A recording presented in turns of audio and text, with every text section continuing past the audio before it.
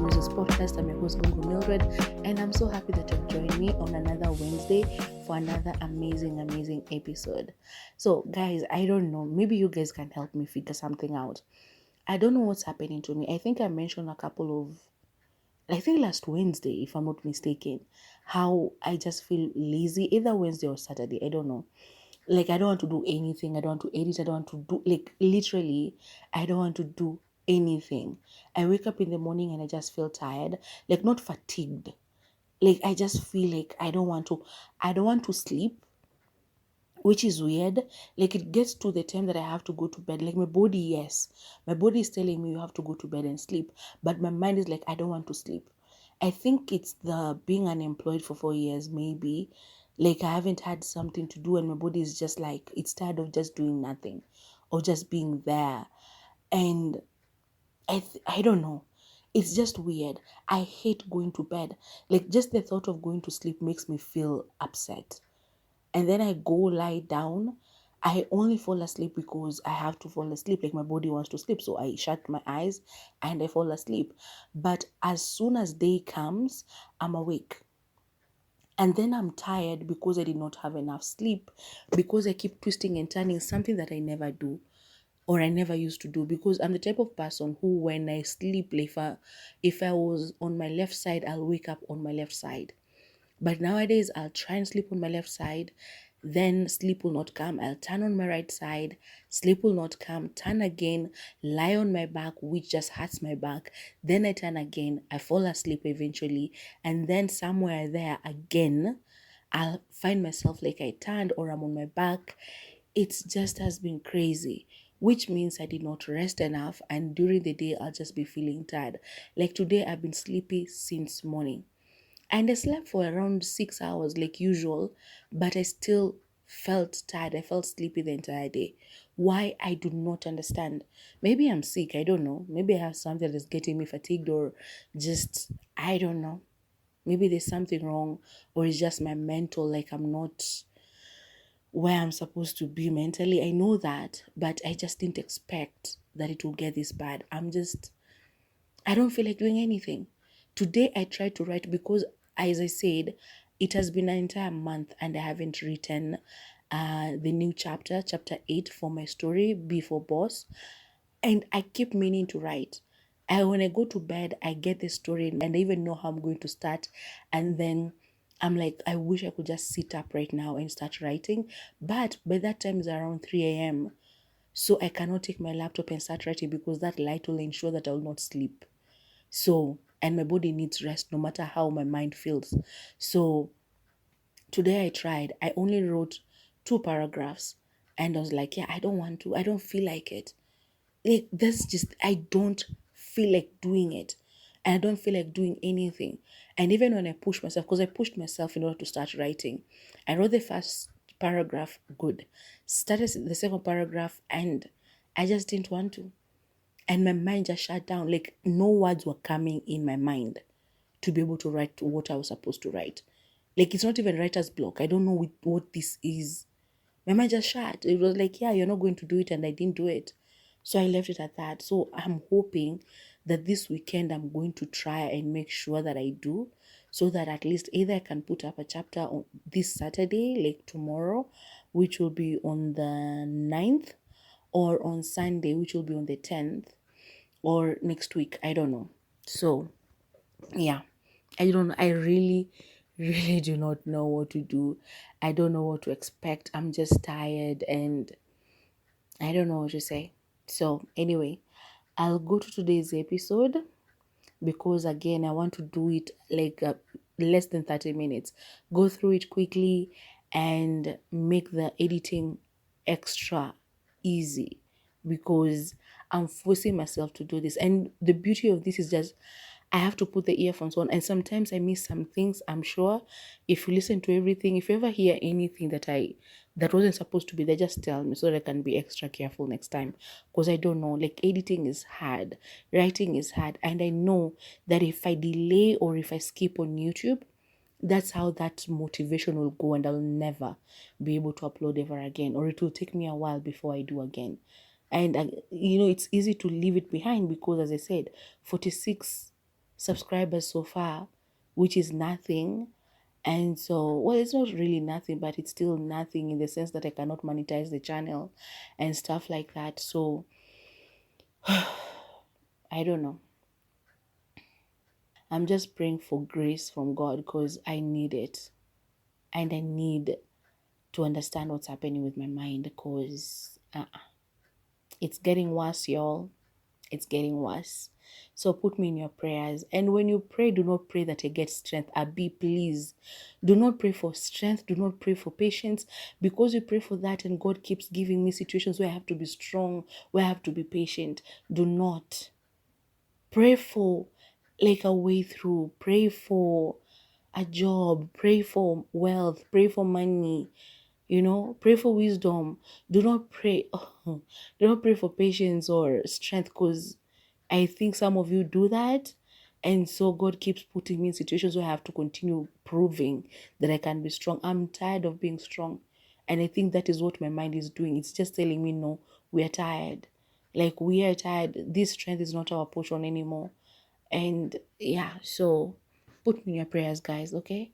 So I'm going to go to today's episode. On today's episode, I'm going to be reviewing the Nigerian movie Elevator Baby. Elevator Baby is a 2019 Nigerian. I don't know if it's credited as thriller, drama, comedy, but it's a Nigerian movie written by Yusuf Kariu, hope that's how you say the name, Ake Mason, and Maurice Sisei. It is produced by Ni Akinmolayan and Victoria Akujobi and directed by Ake Ilozobi. I don't know how you say these names. I'm sorry. I beg, please forgive me because like it's confusing. All these names, I'm checking them out and I don't know. Just forgive me. Understand that I'm really, really tired today. But yeah. So the cast members include Timini Egbuson, he plays Dare. Toyin Abraham plays Abigail. Shafi Bello plays Mrs. Williams. Brother Shaggy plays Taju. Blessing Obasi plays the secretary. Yemi Solade plays the doctor. Sambasa Nzeribe plays Stevo. Ufot plays Jide. Blessing Onwukwe plays Madame.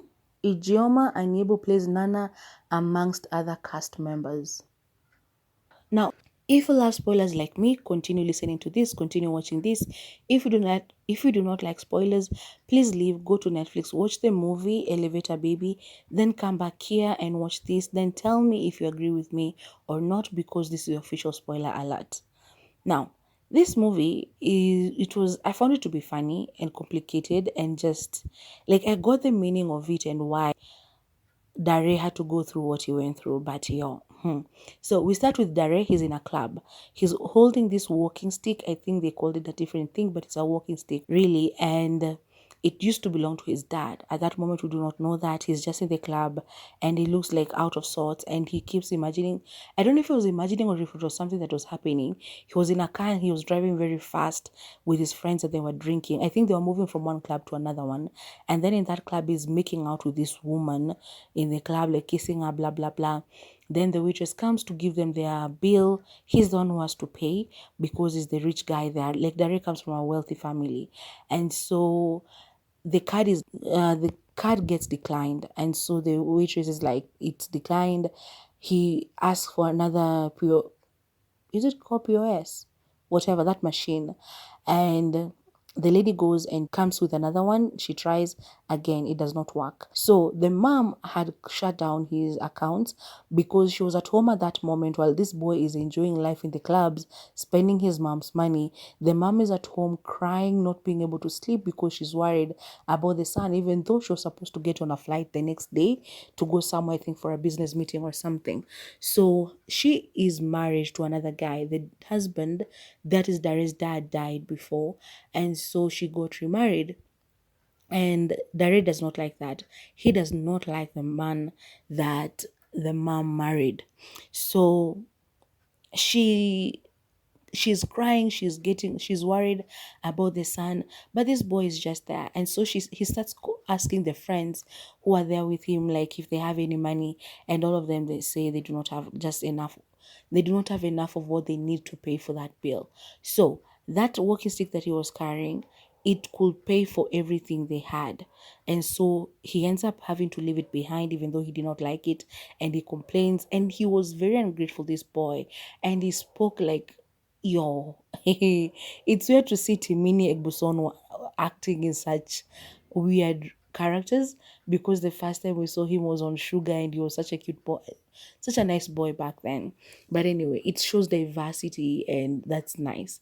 So anyway, after leaving the walking stick, he goes to Nana's place. Nana, I think, is an ex-girlfriend that I don't know what had happened before, because they didn't address it. But he goes to her place to try and borrow 75,000, I think, from her, and she's like, yeah, no. So he starts puking. She puts him in her house and lets him sleep the alcohol off. The next day, he goes back home and he gets into the house, insulting his mom, yelling at his mom, like, why did you not put my. Okay? Where? Like, why did you not credit my account? Why didn't you put money in my account? What do you think? Who do you think you are? How could you let me embarrass myself like that in front of people that I did not have money in my account? Blah, blah, blah, blah. All of this, like, he was yelling and shouting at his mom. And then the mom's husband tried to say something. He started insulting him, and Nana came with him, and actually she lied that they were together. Even, well, the mom of course knew that that was not right, but he started yelling, insulting him, insulting the mom. The mom had to slap him to shut him up. And I was like, you took too long. Because the moment he yelled the first time, that's when you should have put a slap on that face. Because who gave birth to who? Like, whom told you to come and talk to me like that? What makes you think you can ever talk to me like that? Yo. But anyway, that shuts him up. He goes to his room, and later on he's sleeping and he dreams of the accident, I think, that happened where his dad died. And so he's been carrying that trauma, because I think the dad died in his arms or something, and he's just acting out. That's why he's insulting the mom. That's why he's insulting the man who married his mom and all of that. I don't want to repeat what he said to his mom that made her slap him, but it was a very terrible insult. So go and watch it to find out. And so the next day, he goes to his friend's place, that is Steve-O, and they're hanging out playing pool. And Steve-O is like, you are lucky that you have a mom that you can fall back on, because Daryl was like, I'm going to find a job. And Steve was like telling him the truth, like, it's hard to get a job nowadays in this economy. And he's like, I graduated with honors or whatever, and so I can get whatever job. And Steve was like, people have masters and bachelors and whatever, and they do not have jobs. So you think it's going to be you without your mom's help? And he goes like, I'm going to do, and then he starts insulting Steve-O. And I was like, where did that come from? He was literally calling Steve-O like a mooch. Like, he was like, at least Steve-O has friends who he can leech off of, something like that. So because they usually go out and he's the one who has to pay, and Steve-O and Taju, they never have to pay. So yeah, Steve-O gets upset and kicks him out of his house. And he leaves. They actually have a little fight and he leaves. So he goes and is determined to find a job. And he goes to this company and is being told, like, yeah, we can see that you're qualified for the job because your papers say that you are qualified. You went to uni and you studied what you want, but we can see that you have not worked anywhere else. So you do not have what we are looking for. We want people who know what they are doing, people who have worked before and stuff like that. And so he was like, but I have papers, blah, blah, blah, blah. So he doesn't get the job there. He goes to another job, and when he is getting into the elevator, and so there's this woman who gets into the elevator, that is Abigail, and she's heavily pregnant. You can see that she's pregnant and she's struggling. She had Coca-Cola in her hands. She opens it, and when she goes to drink it, the elevator shifts and she pours the drink on him.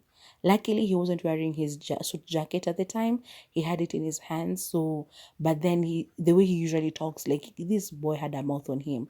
So he starts insulting her and telling her all these things like, yeah, you are pregnant. I can see that you're pregnant. That's why all of this is happening. You people who are pregnant, you know, your hormones, blah, blah, blah, blah. There's this other woman who gets into the elevator and she looks at what is happening and she's just waiting for it to open to leave. And so she does. Abigail also leaves. So she was going to find this lady. I think they just called her Madame, if I'm not mistaken. And so she goes and asks the secretary and that she wants to talk to the madam because she is also her boss. Like Abigail is a housemaid, like house manager at madam's home. So she wanted to talk to her at the office. And so the secretary calls somebody. I don't know what they're talking about. And it's just a weird conversation about how she's just waiting for 4 and then she will leave the workplace immediately. And Abigail is waiting and she's pregnant. I think she was even having contractions already, but because she was like squirming and stuff like that. And so after the secretary hangs up, she's like, so can I go in? The secretary goes like, yeah, she's not here. You can go and sit or relieve. And she was very rude with Abigail, by the way, that secretary. I did not like her. So Abigail leaves and goes back to the elevator. So where Dare was, I don't know if this was supposed to be shown as that was the interview that he was being asked, if he has any experience at the workplace or what. Maybe it was the same. I don't know. Because I feel like he was dressed in the same dress shirt, in the same suit or something. But they showed that interview process first before they showed him in the elevator. So I was thinking those are two different places he went to for the interviews. So I don't know. But this time we don't see him in the rooms being questioned. So we just see him sat outside in a reception area and then he stands up and leaves and goes back to the elevator. So while it's going down, she gets into it and she remembers the fight they had before. So he was also trying to press the elevator for the doors to lock before she could get in, but she did. And she just stood there and she's in pain. She's breathing on the wall and he is like looking at her funny, and then the lights go off. That's the first thing that happened. The lights go off and so they're stuck. And then after some time, the elevator drops. And so she falls down on the elevator floors and her water breaks. So Dare is standing up and he touches something on the floor and he realizes that is the water that has just broken. And so he starts, panicking and stuff. They start first she was yelling and he was telling her not to panic and stuff like that. But now he's also panicking and nobody knows that they're in the elevator because the secretary is calling. There's this guy. I think that is Taju. And Taju was not Dare's friend. I don't know. Yeah, I think that is Taju. Anyway, she's trying to call somebody to come and do the maintenance and stuff, but that person is answering the phone and he sat somewhere eating. He was supposed to provide the comedy in this movie, but what he was doing was just annoying me because you're being told that the elevators are stuck, there's no electricity, you have to come and fix them, and he's in a kibandaski somewhere eating fufu and something. And he kept saying that I'll be there in 2 hours, in whatever hours. And I'm looking at the situation that is happening in the elevator. This woman who is going to give birth in that elevator if you do not come and help. And he's just taking his sweet time. I did not find him funny. Of course, that was supposed to be comedic and all of that, but I did not find it funny. If anything, the situation that was happening in the elevator that was very not funny, that is what made me laugh. Because while they were there, she is distressed. She is very, very sad. I mean, she's in pain and she's frightened, and Dare is also panicking. He's calling his friends. He calls this guy who answers the phone and he's high. That is the other friend that they have with Steve-O. And so calls that guy, answers, asks him, like tells him that he's lying, that they're not stuck in an elevator, asks him to send a video to send so that he can prove that he's stuck in an elevator. He does that and then his phone goes off. He asks for Abigail's phone. Abigail gives it to him. He calls Nana. And Nana is the one who called the mom, that is Mrs. Williams, and Mrs. Williams calls the husband, who is a doctor actually. And so While they were there, the madam finally gets into the office, and she had come up using the stairs. And so the secretary is like, actually, the madam asks, do I have any messages? Yeah, there was somebody here looking for you. Who? Abigail. She said that she wanted to talk to you. And where is she? She left. What time? 30 minutes ago.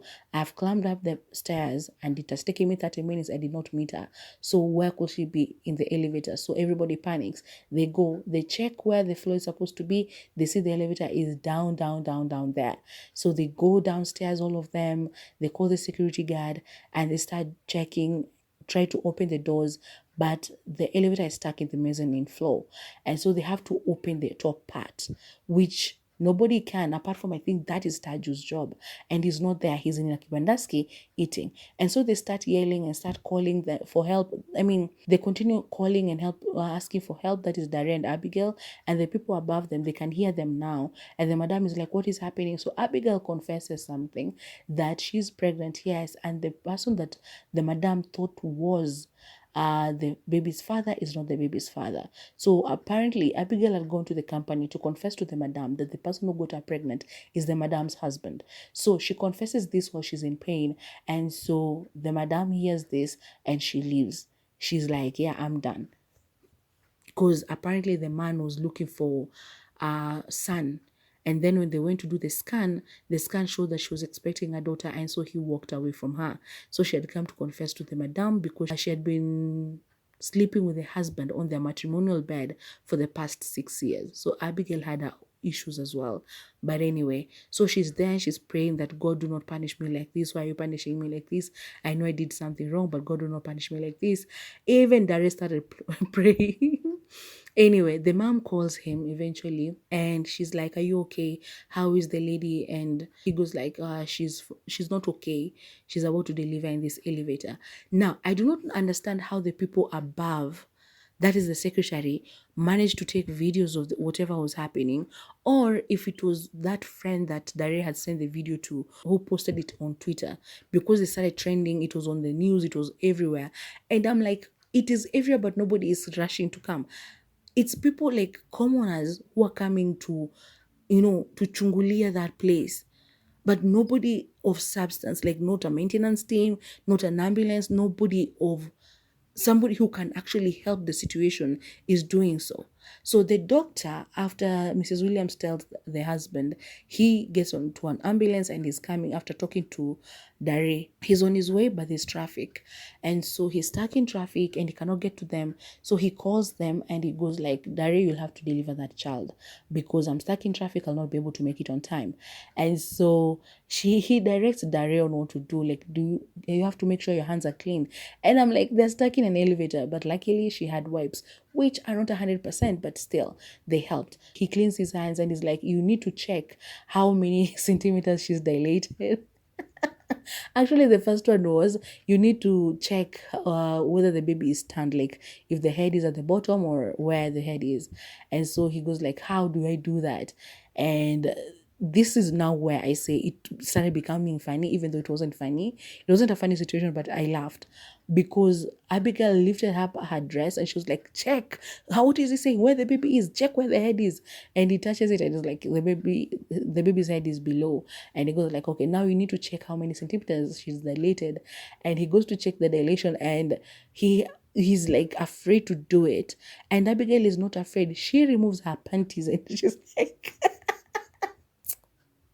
put your hands, check.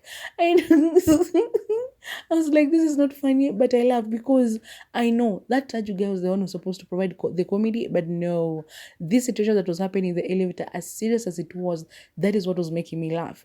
And so she does that and he checks and the baby is almost coming out. So she starts to push. The doctor is directing them. Eventually the phone cuts because I think the battery or something. But anyway, he was able to deliver the baby and he wasn't crying. But then before the phone cut, he was able to be told what to do, like to resuscitate the baby because he needed oxygen. And so he does that, the baby cries eventually, and Nana arrives. Actually, she's the one who gave him the courage because it got to a point where Abigail just fainted, I think due to the pain or something. And so Nana is the one who talked him down, and was terrified because he remembered the accident that happened when his dad died.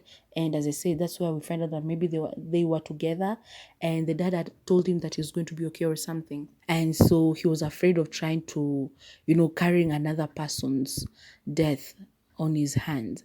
But anyway, Nana spoke to him, he calmed him down, he was able to do it. They were saved from the elevator, and she goes back home. The friends are praising him because of what he did, and they give him the walking stick back. That is Steve-O, because finally the other friend who was smoking had told Steve-O what had happened. And so Steve-O went, he sold his pool table, got the money, and using that money, he went and paid the bill that was left at the club, and he was able to get Darius' walking stick back. And so he gives it back to him. He goes to see Abigail at the hospital, and he's asking like, so do you know where you're going to go? And she goes like, I don't know, I don't have a place to go, because the neighbor's house girl told me that my madam threw my things out, and I don't know if she threw everything out or just some things, but when I live here at the hospital, I do not have a place to go. So Dari tells her that he's going to ask the mom, and he's going to find a job for her somewhere, or find a person who can help her so that she does not end up staying in the streets with her child. The doctor comes and talks to him. He asks for time to talk to him outside, and they go and they talk, and then Nana shows up, and I think they get back together. So that's where the movie ends, with Dare and Nana getting back together, if I'm not mistaken. So that is Elevator Baby. It would have been one of the most stressful movies I've ever watched if Abigail was not as funny as she was. That's why I'm saying I didn't see the thriller in it. Like, what thriller? And I think that people just paste that name thriller on dramas. I don't know. It's like that other South African movie, Homewrecker. They also called it a thriller, and I was like, I didn't see it. This is something I can watch with anybody, anytime. And so, yeah, that is Elevator Baby. I don't remember any of the music. The scenes were mostly in the elevator, and the people were just behaving badly. So there wasn't much being shown about the outside world. And so there's not much to say about that. The acting was good. Abigail is the same woman who acted on Wildflower, the mom who got killed by the husband. So she's a good, I loved her acting. And then Timini Egbuson is always good.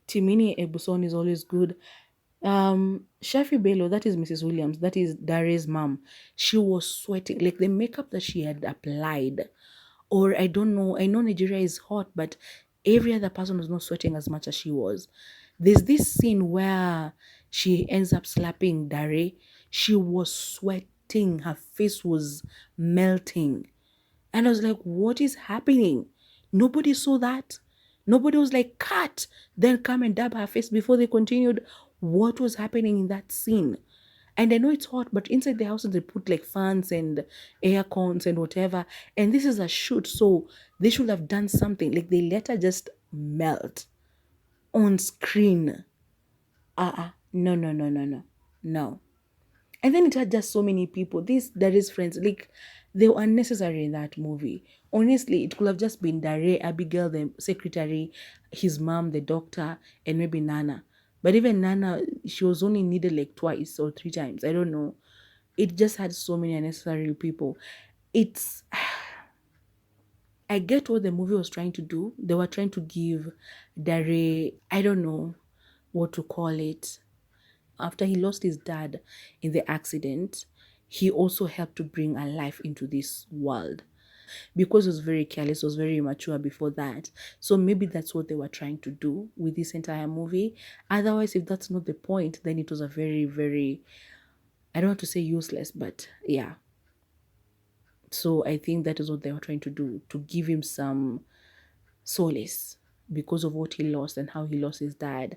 And just to be shown like, yeah, you also gave life, or help to bring life rather. And actually Abigail named the son Dare, if I'm not mistaken. I think that conversation they were having at the hospital, she said something like that, like, I'm going to name him Olomidare. But she gave birth to a son, actually. And like what the scan had shown, that she was going to give birth to a girl. And Daria was like, "Are you going to tell the boy's dad?" And she was like, "No, I don't want him anywhere near me or my child." So yeah, I'm going to give this movie a 5 out of 10 because as much as I laughed during those scenes in the elevator, it wasn't like the best Nigeria has ever produced. Wildflower is just one of the best. This one, it wasn't all that. And yeah, but it's an entertaining watch. If you just want like a lazy movie to watch on a Sunday afternoon after church or something, if you're just feeling lazy, you can put it on your screen, watch it. I just felt like a lot of it lacked in many ways. And it's not just one of the best that I've ever watched from Nigeria. But yeah, it helped Dare out. So there's that. Every other thing, it was just, as I said, I don't even remember any music that played in that movie or if it had any music anyway. But yeah, it's a movie about grief. It's a movie about life. It's a movie about, like, I don't know, a lot of things. Go and watch it and tell me what you thought about it. Okay? Yeah, so I'm going to leave it at that. Make sure to go and watch Elevator Baby. It's on Netflix. And then come back here and comment in the comment section down below. Tell me if you agree with my review or not, and I'll be super grateful. Remember that I'm still baking. Hit me up if you want me to bake for you.